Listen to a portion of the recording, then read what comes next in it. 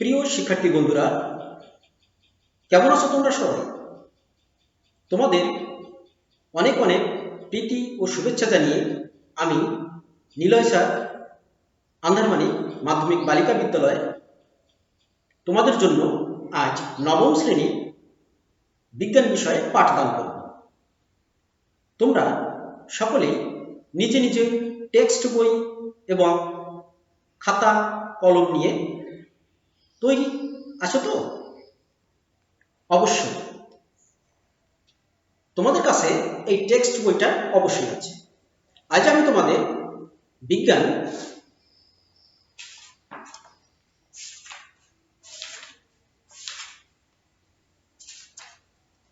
সপ্তম অধ্যায়ের অম্ল, ক্ষারক ও লবণের ব্যবহার, এই অধ্যায় থেকে আজ আলোচনা করব পিএইচ এর মান জানার প্রয়োজনীয়তা। আসলে শিক্ষার্থী বন্ধুরা, পিএইচ কি এ সম্পর্কে তোমরা অষ্টম শ্রেণীতে কিছু ধারণা পেয়েছো। এখন আমরা এই পিএইচ এটা কেন জানা প্রয়োজন সে সম্পর্কে আমরা জানি। আগের ক্লাসে তোমরা অ্যাসিড সম্পর্কে জানতে পেরেছো। আসলে এই পিএইচটা হচ্ছে অ্যাসিড এবং ক্ষারের একটা ভারসাম্য। তো বন্ধুরা, তোমাদের সকলের হাতে এই বইটি আছে, তাই না? তো আমরা একটু পাঠে ফিরে যাই। তোমরা জানো কোনো একটি পদার্থ অ্যাসিড, ক্ষার না নিরপেক্ষ তা নির্দেশক ব্যবহার করে জানা যায়, কিন্তু তাতে কি পরিমাণে অ্যাসিড বা ক্ষার আছে সেটি বোঝা যাবে? অবশ্যই না। কি পরিমাণে অ্যাসিড আছে এবং ক্ষার আছে সেটা জানতে গেলে তোমাকে পিএইচ সম্পর্কে ধারণা লাভ করতে হবে। তাহলে এবার আমরা এই পিএইচ দিয়ে কি বোঝায় তা জেনে নিই। নিরপেক্ষ জলীয় দ্রবণ বা বিশুদ্ধ পানি, যেখানে কোনো অ্যাসিড বা ক্ষার থাকে না, তার পিএইচ হলো 7। তাহলে তোমরা বুঝতে পারছো যে নিরপেক্ষ দ্রবণ মানে যেটা অ্যাসিডও না এবং ক্ষারও না, তাহলে সেই দ্রবণটার পিএইচ হবে 7। যদি এতে অ্যাসিড যোগ করা হয় তাহলে এর পিএইচ কিন্তু কমে যাবে, এবং যদি ক্ষার যোগ করা হয় তাহলে এর অ্যাসিড বেড়ে যাবে।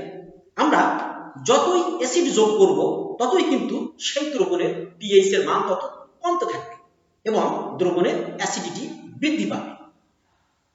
দ্রবণে যদি আমরা অতিরিক্ত পরিমাণে ক্ষার যোগ করি তাহলে এর পিএইচ কিন্তু বৃদ্ধি পেতেই থাকবে এবং এই দ্রবণটার ক্ষারত্ব ততই বেড়ে যাবে। তো বন্ধুরা, তোমাদের এখানে একটা কালার চার্ট দেওয়া আছে। এই কালার চার্টটা তোমরা একটু ভালো করে খেয়াল করবে। এখন আমরা একটু পাঠে যাই যে পিএইচ এর মান 7 হলে সেটা হবে নিরপেক্ষ দ্রবণ। তাহলে আমরা কি বুঝলাম বন্ধুরা, যে পিএইচ এর মান যদি 7 হয় তাহলে এই দ্রবণের তা হবে নিরপেক্ষ, আর পিএইচ এর মান যদি 7 এর কম হয় তাহলে এই দ্রবণটা হবে অ্যাসিডিক। আবার পিএইচ এর মানটা যদি 7 এর বেশি হয় তাহলে এই দ্রবণটা হবে ক্ষারীয়। এরপরে আসি আমরা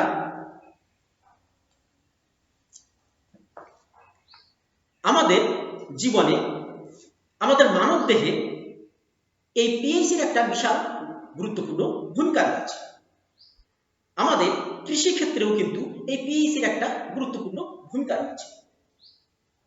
বন্ধুরা, আসলে আমাদের শরীরে যে রক্ত আছে, অর্থাৎ এই যে ধমনীতে যে রক্ত আছে, এই রক্তের পিএইচটা আমরা একটু আলোচনা করি যে এই যে ধমনীর পিএইচটা সাধারণত থাকে 7.5 4। তাহলে আমরা একটু বোর্ডে লিখি, তোমরা বিষয়টা খেয়াল করো। ধমনীর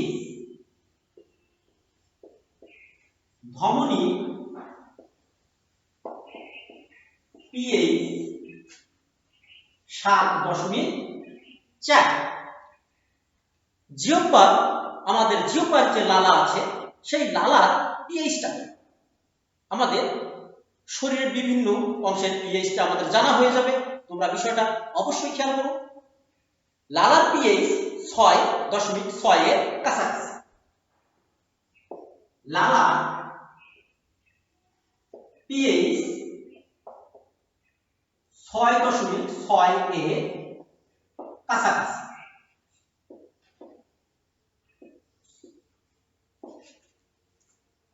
এরপরে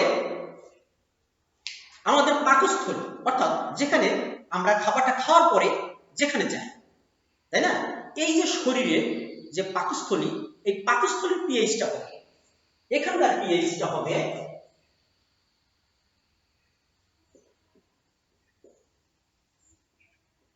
পাকস্থলী পিএইচ 2।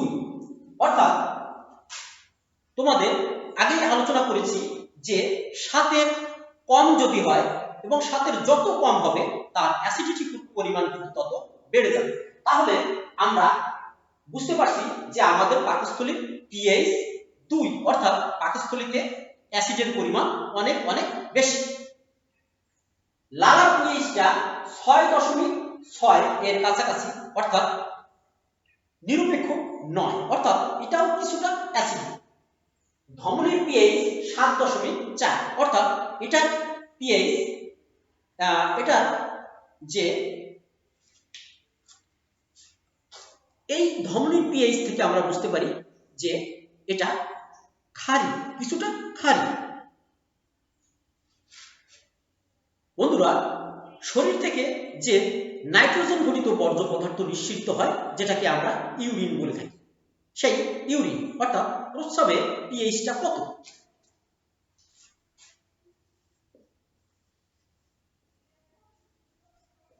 প্রস্রাবের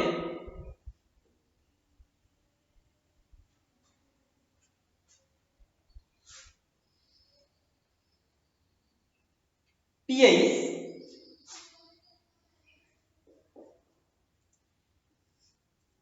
7 এর কম।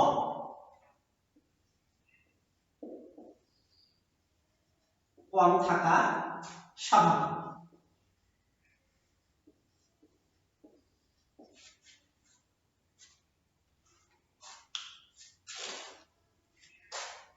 তো বন্ধুরা,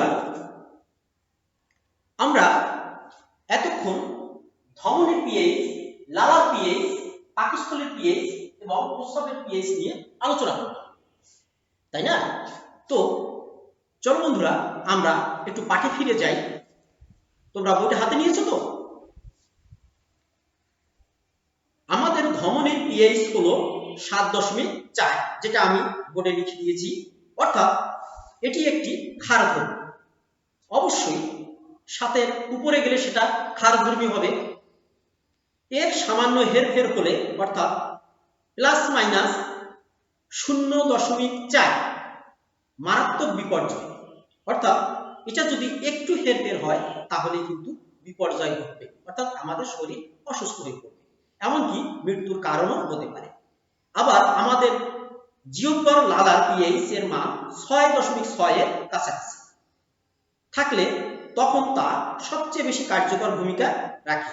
আমাদের পাকস্থলীতে খাদ্য হজম করার জন্য দরকারি পিএইচ এর মান 2। এটি যথেষ্ট শক্তিশালী অ্যাসিড। তবে অবাক হওয়ার কিছুই নেই, কারণ খাবার হজম করার জন্য আমাদের পাকস্থলীতে হাইড্রোক্লোরিক অ্যাসিডের মতো শক্তিশালী অ্যাসিড থাকে। এর মান 0.5 এর মতো হেরফের হলেই তা বদহজম হজমের সৃষ্টি হয়। আমাদের প্রস্রাবের পিএইচ এর মান 7 এর কম থাকা স্বাভাবিক। বন্ধুরা, এতক্ষণ আমরা মানবদেহের শরীরের পিএইচ নিয়ে আলোচনা করব। এরপরে আমরা যাব কৃষি ক্ষেত্রে পিএইচ এর ভূমিকাটা কি? কৃষি ক্ষেত্রে পিএইচ এর ভূমিকাটা কি? বন্ধুরা, সাধারণভাবে আমাদের দেশ কৃষি প্রধান দেশ। আমাদের চাষবাস করার জন্য এবং অধিক লোক সংখ্যা, অধিক জনসংখ্যার জন্য অধিক ফসল উৎপাদন করা জরুরি। তাই বৈজ্ঞানিক উপায়ে চাষাবাদ করতে গেলে আমাদের এই পিএইচ এর মানটা জানা খুবই গুরুত্বপূর্ণ। সাধারণভাবে মাটির পিএইচ 4 থেকে 8 এর ভিতরে থাকে। সাধারণভাবে তাহলে বন্ধুরা মাটির পিএইচ কত থাকে? 4 থেকে 8 এর কাছাকাছি, অর্থাৎ এর ভিতরে।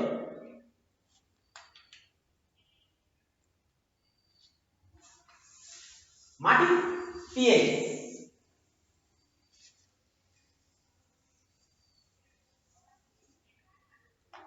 মাটির পিএইচ 4 থেকে 8 এর ভিতরে থাকে। মাটির পিএইচ থাকে 4 থেকে 8 এর ভিতরে, অর্থাৎ এটি অ্যাসিডিক থেকে শুরু করে ক্ষারীয় হতে পারে। মাটির পিএইচ এর মান 3 এর কম অর্থাৎ অম্লীয় হলে মাটির অনেক দরকারি উপাদান যেমন ক্যালসিয়াম, ম্যাগনেসিয়াম মাটি থেকে চলে যায়। কি বললাম বন্ধুরা? বিষয়টা তোমরা আবার খেয়াল করো। মাটির পিএইচ যদি 3 এর কম হয় অর্থাৎ মাটিটা তাহলে অ্যাসিডীয় হয়ে যাবে। আর এই মাটি যখন অ্যাসিডীয় হয়ে যাবে তখন মাটির যে প্রয়োজনীয় উপাদান অর্থাৎ ক্যালসিয়াম, ম্যাগনেসিয়াম, যেটা উদ্ভিদের জন্য খুবই দরকারি, সেটা মাটি থেকে চলে যায়। তার ফলে মাটির উর্বরতা কমে যায়। অ্যাসিডিক মাটির জন্য ক্যালসিয়াম ও ম্যাগনেসিয়াম যুক্ত সার ব্যবহার করে পিএইচ এর মান নিয়ন্ত্রণ করা হয়। আমি আবার পড়ছি, তোমরা বিষয়টি লক্ষ্য করো। তার ফলে মাটির উর্বরতা কমে যায়। অ্যাসিডিক মাটির জন্য ক্যালসিয়াম ও ম্যাগনেসিয়াম যুক্ত সার ব্যবহার করে পিএইচ এর মান নিয়ন্ত্রণ করা হয়। অন্যদিকে মাটি খুব ক্ষারীয় হলে অর্থাৎ পিএইচ এর মান 9.5 এর বেশি হলে মাটির উর্বরতা নষ্ট হয়ে যায়।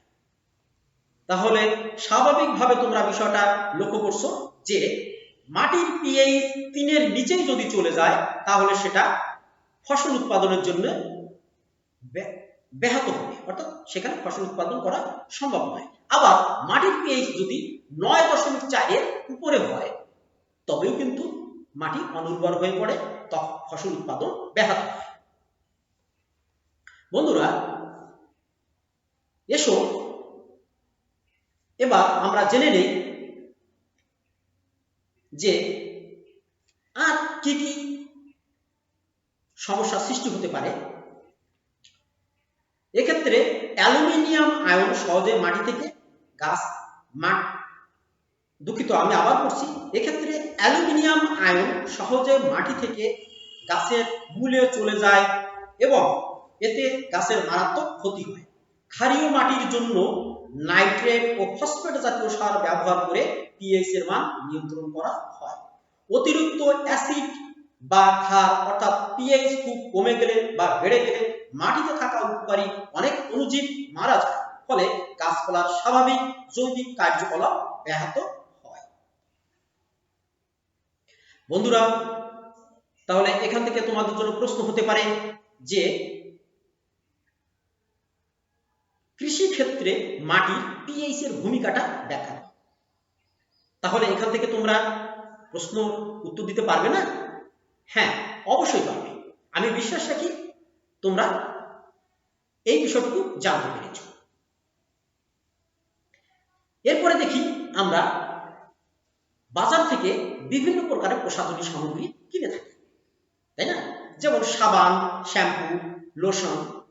এখন এরও কিন্তু একটা নির্দিষ্ট পিএইচ এর মান আছে। বন্ধুরা, আমরা একটু পাঠে ফিরে যাই। তোমরা একটু লক্ষ্য করলে দেখবে যে মুখ ধোয়ার যে প্রসাধন সামগ্রী পাওয়া যায় তাতে লেখা থাকে পিএইচ এর মান 5.5। এর কারণ কি? এর কারণ আমাদের ত্বক সাধারণত অ্যাসিডিক হয়। তাহলে আমাদের ত্বক কেমন হয়? হ্যাঁ, অ্যাসিডিক হয় এবং পিএইচ 4 থেকে 6 এর মধ্যে থাকে। তাহলে আমাদের ত্বকের পিএইচ এর মান কত থাকে বন্ধুরা? 4 থেকে 6 এর মধ্যে। হ্যাঁ, ঠিক ধরেছো। তবে নবজন্ম শিশু ত্বকের পিএইচ এর মান 7 এর কাছাকাছি থাকে। তাই বড়দের জন্য যেসব প্রসাধনী ব্যবহৃত হয় তা শিশুদের জন্য প্রযোজ্য নয়। এতে শিশুদের ত্বকের ক্ষতি হতে পারে। বন্ধুরা, খুবই একটা গুরুত্বপূর্ণ জিনিস আমরা এখানে শিখলাম, যেটা আমাদের দৈনন্দিন এবং আমাদের জীবনের সাথে খুব জড়িত, যে আমরা অনেকেই বড়দের ব্যবহৃত প্রসাধন সামগ্রীগুলো আমরা শিশুদেরকে অনেক ক্ষেত্রে ব্যবহার করি। তাহলে তোমরা এই বিষয়টা জানলে যে এটা আর কখনো ব্যবহার করা যাবে না। কারণ একটা শিশুর ত্বকের পিএইচ আর বড়দের ত্বকের পিএইচ সম্পূর্ণ ভিন্ন। তাই প্রসাধন সামগ্রীও কিন্তু হতে হবে ঠিক তেমন। কারণ ছোটদের ক্ষেত্রে আছে যে baby soap, baby oil, baby powder, এগুলো কিন্তু শিশুদের ত্বকের উপযোগী করে তৈরি করা হয়। আর বড়দের জন্য উপযোগী তৈরি করে যেগুলো বিক্রি করা হয় সেগুলো তো আমরা সচরাচর দেখতে পাই বা আমরা ব্যবহার করে থাকি। শিক্ষার্থী বন্ধুরা, এই পিএইচ কিন্তু শুধুমাত্র আমাদের ত্বক এবং কৃষিক্ষেত্রের সাথে সম্পৃক্ত নয়, এটা কিন্তু আরো বিভিন্ন বিষয়ের সাথে সম্পৃক্ত। তো চলো বন্ধুরা, জেনে নেওয়া যাক সেই বিষয়গুলো কি কি। বিভিন্ন শিল্প রাসায়নিক প্রক্রিয়ায় পিএইচ নিয়ন্ত্রণ অত্যন্ত গুরুত্বপূর্ণ। নানা রকম ঔষধ, কলমের কালি, বেকারিতে লজেন্স জাতীয় মিষ্টি খাদ্যদ্রব্য, চামড়া প্রস্তুতি ইত্যাদি অনেক ক্ষেত্রে পিএইচ এর মান নিয়ন্ত্রণ খুব গুরুত্বপূর্ণ। এছাড়া আলোকচিত্র সংক্রান্ত রাসায়নিক বিক্রিয়া, রং তৈরি ও ব্যবহারে, ধাতব পদার্থের ইলেকট্রোপ্লেটিং, এরকম হাজারো ক্ষেত্রে পিএইচ এর মান নিয়ন্ত্রণ করা হয়।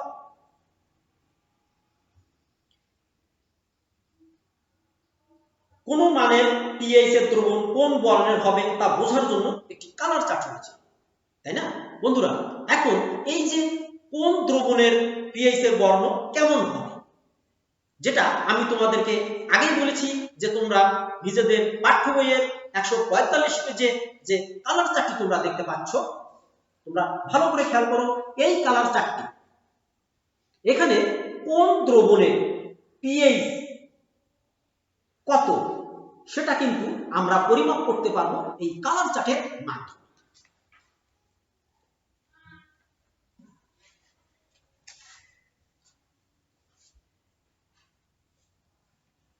শিক্ষার্থী বন্ধুরা, চলো এবার আমি তোমাদেরকে কিছু প্রশ্ন করি। এতক্ষণ যে আলোচনা করলাম এই আলোচনার মধ্য দিয়ে কিছু প্রশ্ন তোমরা অবশ্যই উত্তর দিতে পারবে, এটা আমি বিশ্বাস রাখি। প্রথমে বলি, আমাদের পাকস্থলীর পিএইচ এর মান কত? প্রশ্নটা আমি আবার করছি, আমাদের শরীরে পাকস্থলীর পিএইচ এর মান কত? আশা করছি উত্তরটা তোমরা পেরেছো। আমাদের জিহ্বার যে লালা, এই জিহ্বার লালার পিএইচ এর মান কত?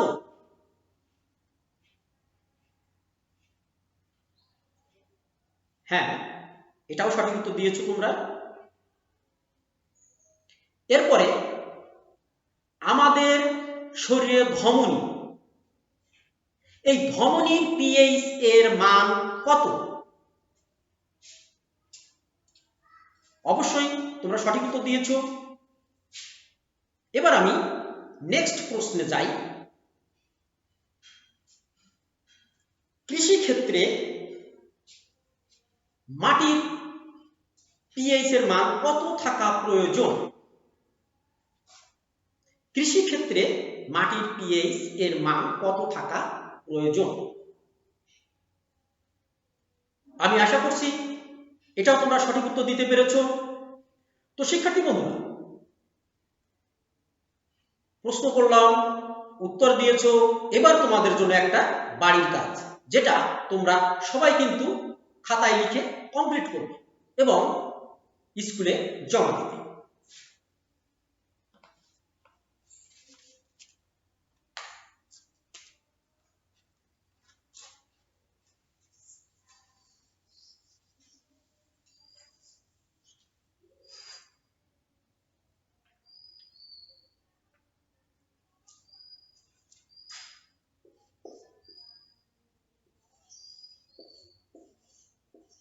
কৃষি ক্ষেত্রে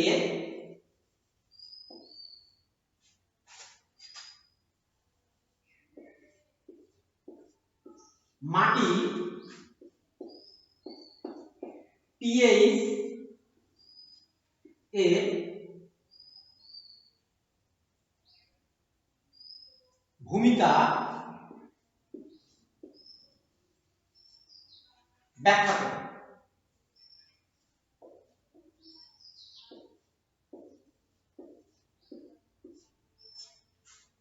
তো শিক্ষার্থী বন্ধুরা, তোমরা খাতা কলম নাও এবং এই প্রশ্নটা লিখে নাও যে কৃষি ক্ষেত্রে মাটির পিএইচ এর ভূমিকা ব্যাখ্যা করো।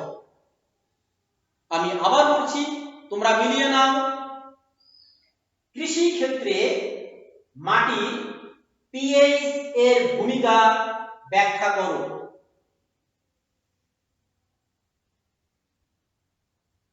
আশা করছি তোমরা সকলেই লিখতে পেরেছো। প্রিয় শিক্ষার্থী বন্ধুরা, তোমাদের আমি আরেকটু বলি, শুধুমাত্র এই ডিজিটাল ক্লাস, অনলাইন ক্লাস এর উপরে নির্ভর করলে তোমাদের চলবে না। বাড়িতে তোমরা নিজেরা টেক্সট বইটা নিয়ে টেক্সট বইটা ভালো করে পড়বে, ভালো করে বোঝার চেষ্টা করবে। তোমাদের আবারও বলি, আমি নিলয় স্যার, যদি তোমাদের কখনো কোনো সমস্যা থেকে থাকে তাহলে আমার ফোন নাম্বার তোমাদের কাছে সবার কাছে আছে, তোমরা আমাকে ফোন করে বলবে। তোমরা কোনো প্রশ্ন যদি থাকে তোমরা মেসেঞ্জারে আমাকে পাঠাতে পারবে, আমি তোমাদেরকে মেসেঞ্জারে উত্তর দিয়ে দেব। তোমরা ফোন করলে ফোনের মাধ্যমে আমি যতটুকু পারি উত্তর দেওয়ার চেষ্টা করব। আর সর্বোপরি মনে রাখতে হবে যে বর্তমানে দেশে বা সমস্ত পৃথিবীতে যে করোনা মহামারী চলছে, এটা শুধুমাত্র আমরা আমাদের নিজস্ব নিয়ম শৃঙ্খলা এর মধ্য দিয়ে আমরা প্রতিরোধ করতে পারবো, এই আশা ব্যক্ত করি। তোমরা সকলেই ভালো থাকো, সুস্থ থাকো, সুন্দর থাকো, এই কামনায় আজকের মতো তোমাদের ক্লাস এখানে শেষ করছি। ধন্যবাদ।